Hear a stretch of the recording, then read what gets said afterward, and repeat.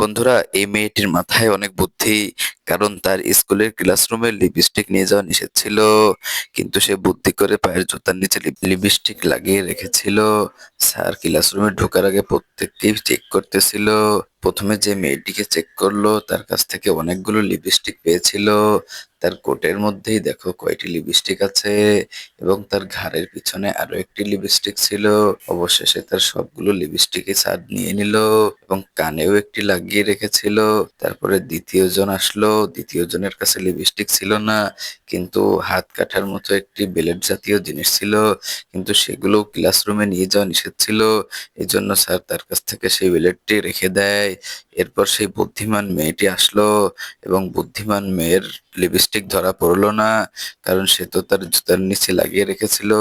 ভিডিওটি ভালো লাগলে লাইক, কমেন্ট এবং সাবস্ক্রাইব করে দাও। আর তুমি যদি পূর্বেই সাবস্ক্রাইব করে থাকো তাহলে তোমাকে ধন্যবাদ।